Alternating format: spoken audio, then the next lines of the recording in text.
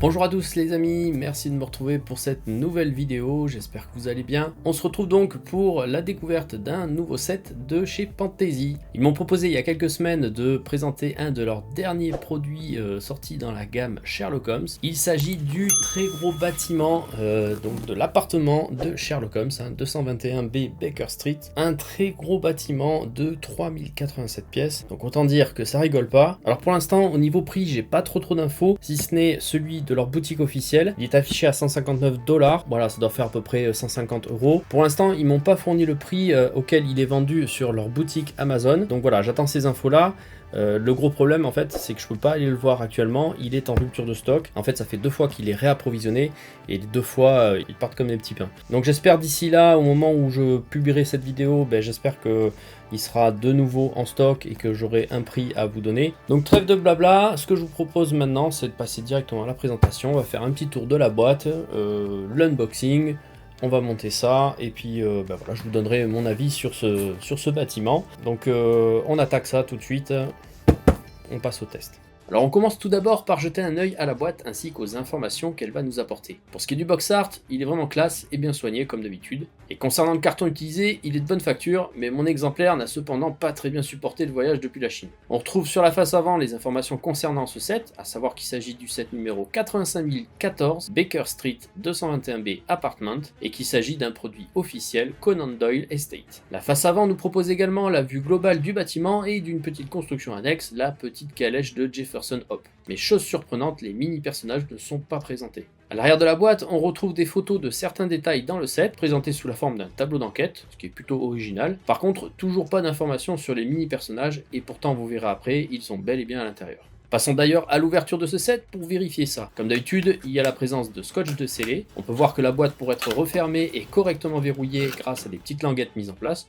C'est un bon point. Comme vous pouvez voir, le carton est plein à ras-bord. Il contient 17 groupements de sachets, un sachet avec des plaques, un sachet avec toutes les pièces de vitre, un sachet avec les mini-personnages, des plaques 16 par 16, quelques stickers et 2 notices. Alors pour les stickers, il n'y en a que 6. Pour les 3 miroirs, je comprends et je valide le choix de Pantasy. Par contre, pour les autres, c'est dommage et vous verrez pourquoi après. Les notices sont comme d'habitude de bonne qualité, mais étonnamment très fines. Assez surprenant pour une construction de plus de 3000 pièces. Et en fait, c'est qu'il y a plusieurs étapes par page et certaines étapes sont assez concentrées au niveau de l'affichage, ce qui facilitera pas trop la lecture pendant la construction. Et au final, ça s'est globalement bien passé, le temps de montage était correct, ni trop long ni trop court. Le set m'a bien occupé durant quelques heures. Le feeling au niveau de l'assemblage des pièces est bon, le clutch power est présent, peut-être un peu trop sur certaines pièces, mais cela est propre aux pièces GoBricks. Alors juste un petit bémol sur les hinge plates à assembler qui délivrent une friction beaucoup trop importante et ce qui provoque un grincement assez désagréable. Autre point qui m'a un peu agacé, c'est celui des stickers à poser à cheval sur plusieurs pièces.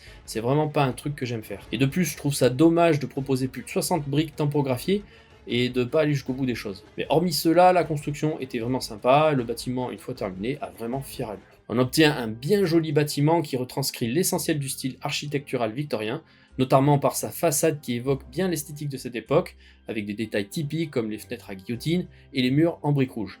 Enfin, plutôt en médium nougat dans notre cas. Le rez-de-chaussée quant à lui est principalement inspiré par l'esthétique des cafés contemporains.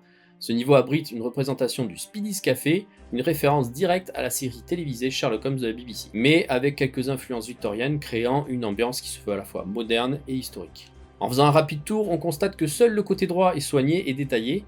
Le bâtiment se démonte en 4 parties.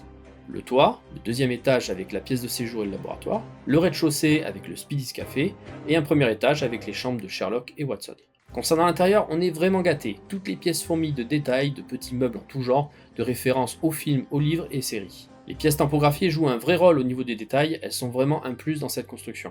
Mais alors la cerise sur le gâteau, c'est cette multitude de petites constructions à réaliser pour décorer et meubler le bâtiment. Si vous êtes fan de ça, vous allez être servi. Alors bien sûr, les meubles ne sont pas juste là pour faire joli, mais peuvent être utilisés par les mini-personnages, ce qui permet de recréer des scènes occultes, ou d'en créer soi-même.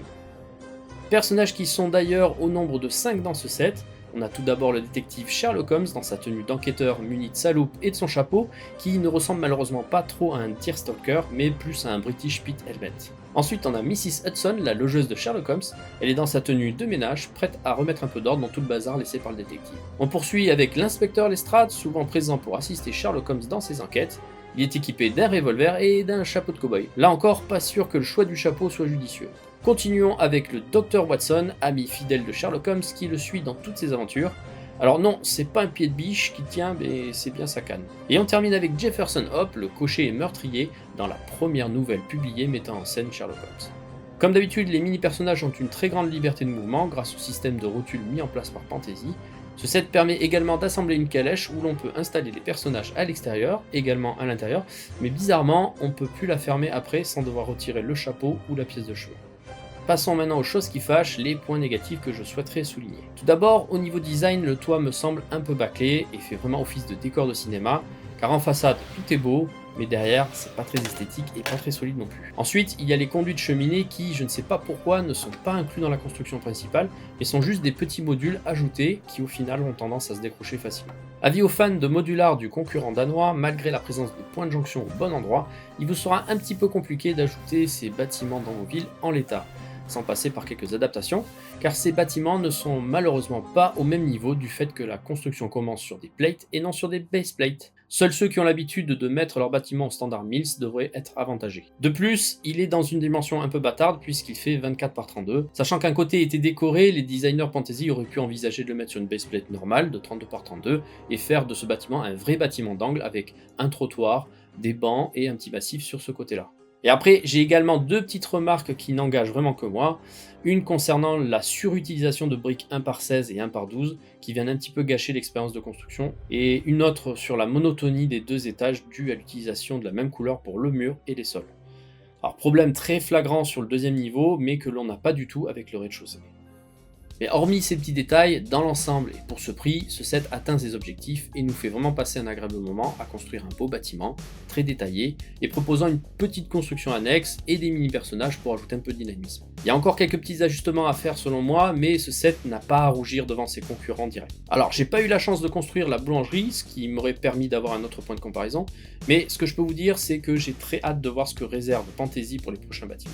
Et bien voilà, cette vidéo test est maintenant terminée, j'espère qu'elle vous aura plu, qu'elle aura pu répondre à vos questions au sujet de ce set. Vous trouverez en description et en commentaire épinglé toutes les infos et liens concernant ce set. Et comme d'habitude, si la vidéo vous a plu, n'hésitez pas à me laisser un petit like, un petit commentaire pour me donner votre avis sur ce set et sur la vidéo. N'hésitez pas non plus à vous abonner à la chaîne si mon contenu vous plaît, ça vous permettra d'être averti dès que je publie une nouvelle vidéo.